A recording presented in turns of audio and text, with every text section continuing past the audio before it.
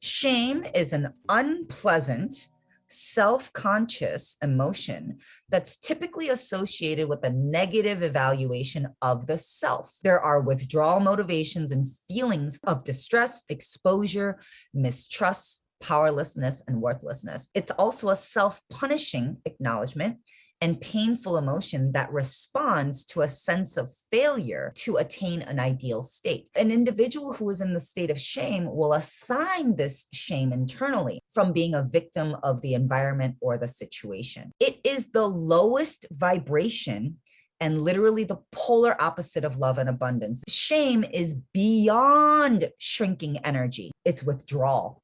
This is the danger of shame. It's beyond fear. It's beyond anger. It's beyond anxiety. This is full-blown, I'm tapping out, withdrawal energy. Guilt is focused on actions, behaviors, and what you did. Shame is focused on the whole self and identity. Shame goes beyond what you did is wrong. Okay, like, oh, I shouldn't have done that. You know, I shouldn't have eaten that. I shouldn't have said that. I shouldn't have done that behavior. I shouldn't have done X, Y, and Z. That's guilt. It's all based on actions and behaviors. Shame goes beyond that, and you internalize it and you turn it into what it means about who you are and your identity.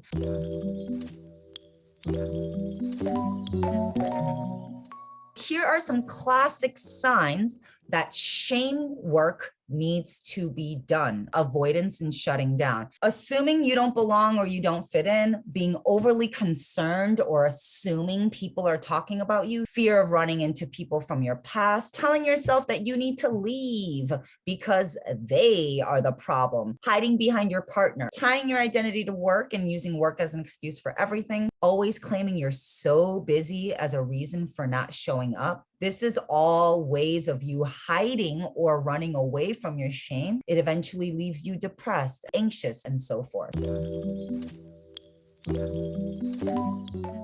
How do we end up with shame? Neglect.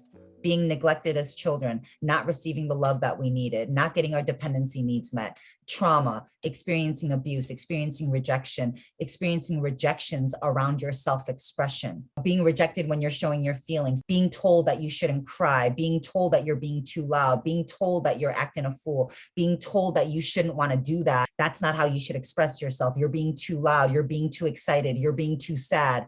All of that. These are all rejections of who you truly are. So again, you end up going into hiding because it feels safer. And I've heard so many people say this, I'm so afraid of rejection that it feels safer to just hide than to actually expose myself.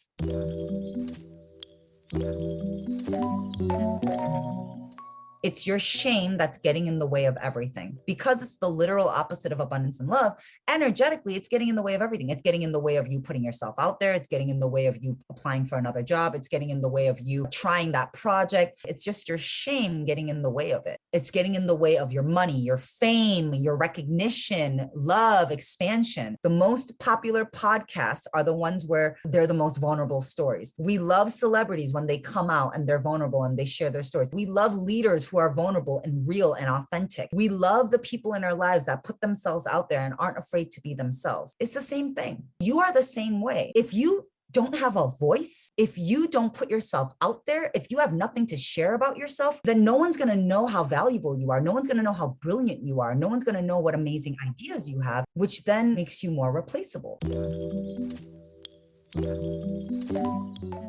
The opposite of shame is empathy. How do we heal? Shame cannot exist where there is empathy. Sharing your story allows you to receive empathy. So when you share a story, no matter how quote unquote heavy you think it is, when we offload that for you and we say, I see you, I feel you, it's all good. I still love you. I still love you. I don't care what your history is. I don't care what you've done in the past. I don't care what baggage you have. I don't care what your history is. I fucking just love you. When you receive that empathy, that's when the healing happens, and that's when you can receive it.